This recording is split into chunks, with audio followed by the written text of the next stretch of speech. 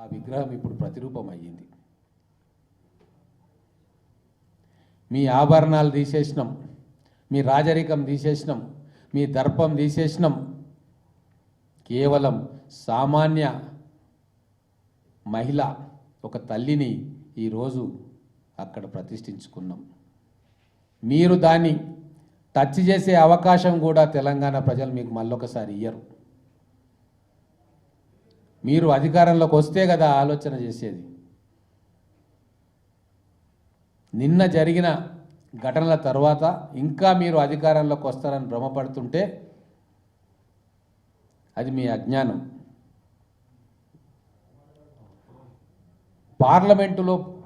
పార్లమెంటులో తెలంగాణ బిల్లు చర్చకు వస్తుంటే కేసీఆర్ గారు అక్కడ ఉండరు. తెలంగాణ అసెంబ్లీలో తెలంగాణ తల్లి విగ్రహ రూపం గురించి చర్చ జరుగుతుంటే కేసీఆర్ గారు అక్కడికి రారు. ఏదో మిషబెట్టి వాళ్ళ పిల్లలు కూడా పోలీసులతోటి గెంటించుకొని బయటికి పోతారు. ఇది తెలంగాణ ప్రజలు గమనిస్తూ ఉన్నారు. పార్లమెంటరీ ప్రజాస్వామ్యం మీద మీకు నమ్మకం లేదు.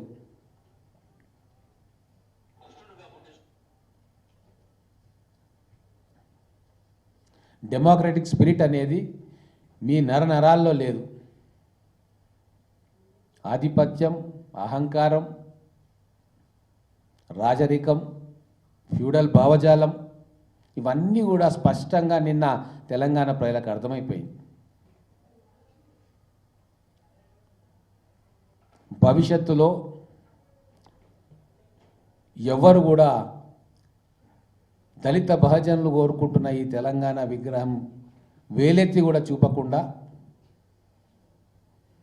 చట్ట ప్రకారంగా ప్రభుత్వం ద్వారా అధికారికంగా ఉత్తర్వులు కూడా ఇచ్చినాం. ఇప్పుడు అది రేవంత్ రెడ్డి గారిదో కాంగ్రెస్ ప్రభుత్వందో కాదు, అది తెలంగాణ ప్రజల సొంతం, తెలంగాణ ఉద్యమకారుల ఆస్తి. దాన్ని నువ్వు కాదు కదా ఎవడు టచ్ చేయాలనుకున్నా, ఎవడు తొలగించాలనుకున్నా మాడి మసైపోతారు. జాగ్రత్త.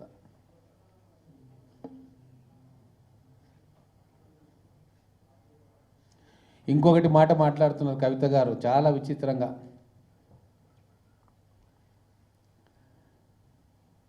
కనీసం గూడ అంజన్న చివరి కోరిక నేను ఒకసారి కేసీఆర్ చూడాలంటే కూడా కనికరించలేదు మీ రాతి హృదయాలు. కానీ ఈరోజు 9 మంది నవరత్నాలు లాంటి వాళ్ళకి, తెలంగాణ ఉద్యమంలో ఎంతో సేవ చేసిన వాళ్ళకి 4 కోట్ల తెలంగాణ ప్రజల సమక్షంలో అధికార కేంద్రమైన సెక్రటేరియట్లో తల్లి విగ్రహం పక్కన, తల్లి పక్కన వాళ్లకు సన్మానం చేయాలని చెప్పి వాళ్లకు ప్రభుత్వ పరంగా గౌరవించుకోవాలని చెప్పి 300 గజాలు ఇంటి స్థలం, 1 కోటి రూపాయలు ప్రకటించిండ్రు. దాన్ని కూడా తప్పుపడతా ఉంది కవిత గారు. మీరు కనీసం వీళ్ళు ఉద్యమంలో పాల్గొన్నారు, వాళ్ళ కాంట్రిబ్యూషన్ ఉంది. గూడ అంజన్నది, జయరాజ్ది, పాశం యాదగిరిది, తర్వాత గద్దరన్నది, అంజశ్రీది, యాదగిరిది, అశోక్ తేజది, విమలక్కది ఉన్నదని ఏ రోజన్నా మీరు ఒప్పుకున్నారా? విమలక్క గురించి మాట్లాడుతున్నారు. ఎన్నిసార్లు విమలక్కని అరెస్ట్ చేయలేదు మీరు? ఎంత క్షోభ పెట్టిండ్రు మాకు తెలియదా?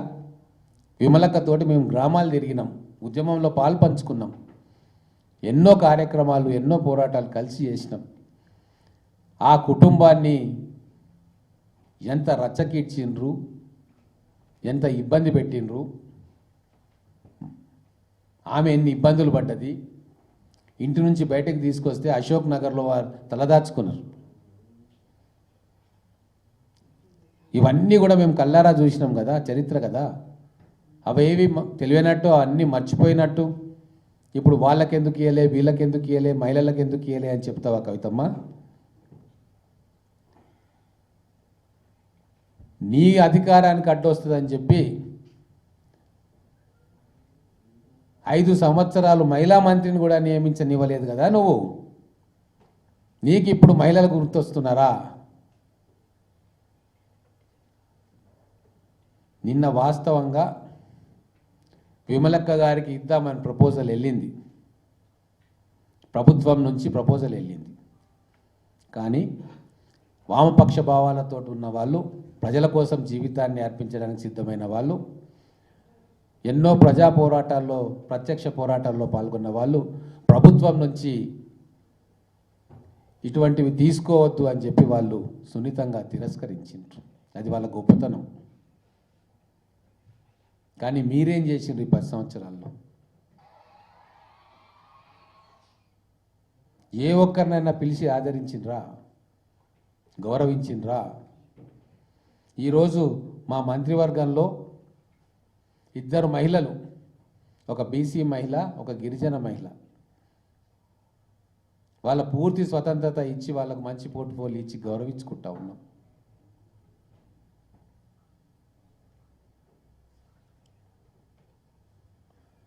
రాబోయే రోజుల్లో తెలంగాణ ఉద్యమకారులకు మేము మేనిఫెస్టోలో ఏదైతే చెప్పినామో అన్నీ కూడా అమలు చేస్తాం.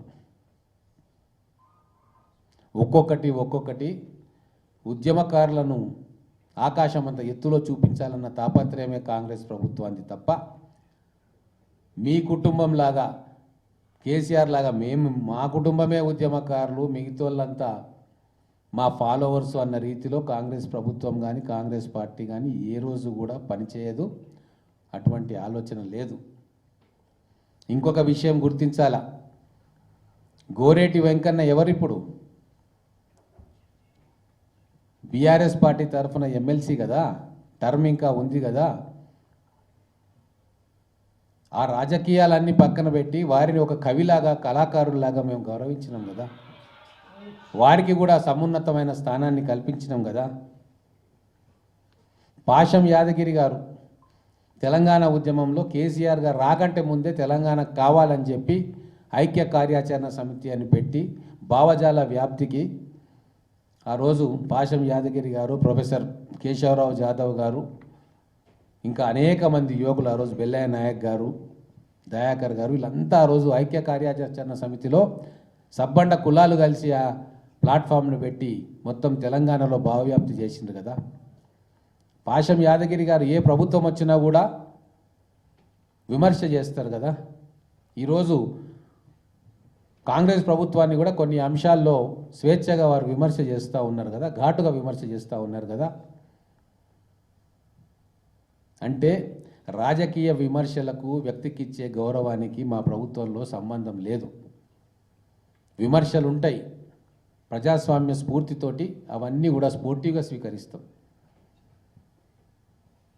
పాషం యాదగిరి గారు గొప్ప జర్నలిస్టు, గొప్ప అనలిస్టు, విశేషమైన నాలెడ్జ్ ఉన్న వ్యక్తి, వాకింగ్ ఎన్సైక్లోపీడియా. అటువంటి వ్యక్తికి గౌరవం లభించలే 10 సంవత్సరాలు. కేసీఆర్ అపాయింట్మెంట్ కూడా దొరకలే. అటువంటి వ్యక్తిని ఈరోజు సమస్త తెలంగాణ ప్రజల ముందు గౌరవించుకున్నాం కదా. జయరాజ్ గారిని మీరు ఎన్ని హింసలు పెట్టిండ్రు, కన్నీళ్లు పెట్టుకున్నారు. ఆయన పాటలు తెలంగాణ ఉద్యమాన్ని కదిలిచ్చినాయి కదా. అటువంటి వ్యక్తిని కూడా గౌరవించుకున్నాం కదా. ఎక్కా యాదగిరి గారి గురించి మీరు పట్టించుకున్నారా ఈ 10 సంవత్సరాలు? ఇట్లా అనేక మంది ఉద్యమకారులను ఈరోజు పిలుచుకుంటున్నాం, మాట్లాడుతున్నాం, వాళ్ళ సలహాలు, సూచనలు స్వీకరిస్తూ ఉన్నాం. మా ప్రభుత్వాన్ని విమర్శించే హక్కు ఎవరికైనా ఉంటుందేమో కానీ కల్వకుంట్ల కుటుంబానికి మాత్రం ఎట్టి పరిస్థితుల్లో ఉండదు. మీరు చేసిన పాపాలు కడగడానికే ఈరోజు కాంగ్రెస్ ప్రభుత్వం వచ్చింది. మీరు చేసిన తప్పులను సరిదిద్దడానికే ఈరోజు రేవంత్ రెడ్డి గారి ప్రభుత్వం పనిచేస్తూ ఉంది.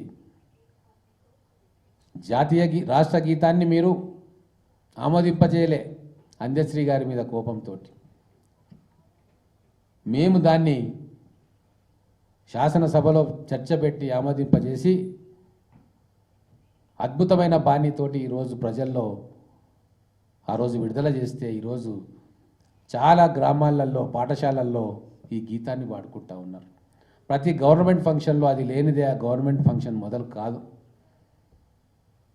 పూర్తి తెలంగాణ ఐడెంటిటీ తోటి పనిచేస్తున్న ప్రభుత్వం రేవంత్ రెడ్డి గారి ప్రభుత్వం. ఉద్యమకారులు ఏదైతే కోరుకున్నారో తెలంగాణ వస్తే ఎట్లా ఉండాలని కోరుకుంటున్నారో ఇంచుమించుగా ఒక్కొక్కటి ఆ ఆలోచనకు ప్రతిరూపంగానే మా ప్రభుత్వం పనిచేస్తూ ఉంది. ఇంకా కొన్ని చేయాల్సినవి ఉన్నాయి, ఒప్పుకుంటాం. కానీ రాబోయే రోజుల్లో వాటన్నిటిని కూడా అమలు చేస్తూ ఉద్యమకారుల ఆకాంక్షను గౌరవిస్తూ వాళ్ళ సూచనలు సలహాలు స్వీకరిస్తూ ఈ ప్రభుత్వం అంటే తెలంగాణ రావడానికి కారణమైన కాంగ్రెస్ పార్టీ ప్రభుత్వం ఆ దిశలోనే ముందుకు పోతుంది. కేటీఆర్, కేసీఆర్, కవిత, హరీష్ రావు వీళ్ళు ఏం మాట్లాడినా ఎంత రాజకీయ దుమారం లేపాలని ప్రయత్నించినా తెలంగాణ ప్రజలు ఈ కుటుంబం చెప్పే మాటలను పట్టించుకోవడం బంద్ చేసిండ్రు. నిన్నటితోటి వీళ్ళ వింత ఆలోచన పరాకాష్ఠకు చేరింది. వీళ్ళకేమైనా ఉన్మాదులైనరా వీళ్ళు అని చెప్పి ఈరోజు బయట ప్రజలు చర్చ పెడతా ఉన్నారు. కేసీఆర్ గారికి కూడా ఇంకొక రిక్వెస్ట్ చేస్తూ ఉన్నా, అంబేద్కర్ గారు ఇచ్చిన రాజ్యాంగం ప్రకారం మన చట్టసభలు నడుస్తూ ఉన్నాయి. మీకు రాజ్యాంగం పట్ల కానీ అంబేద్కర్ గారి పట్ల కానీ మన రాజ్యాంగ నిర్మాతల పట్ల కానీ ఏమాత్రం గౌరవం ఉన్నా దయచేసి ఈ అసెంబ్లీ సెషన్స్కు మీరు రండి. మీ అనుభవాలను విమర్శను చేయండి. కానీ ఆ అపోజిషన్ లీడర్గా ఏదైతే మీరు ఎన్నికైనరో ఆ కుర్చీని అపవిత్రం చేయకండి దయచేసి. అది మీకు మీ ఆలోచనలో అది పూచికపులతో సమానం అన్నట్టుగా మీ ప్రవర్తన ఉంది. దయచేసి ఇది మంచిది కాదు. ఇన్ని సంవత్సరాలు ప్రజాస్వామ్యంలో ఎన్నికల్లో గెలిచి ఎన్నో పదవులు అనుభవించిన మీరు ఆ లీడర్ ఆఫ్ అపోజిషన్ అనే పదవిని హుందాగా నిలుపుకోవాల్సిన అవసరం ఉంది.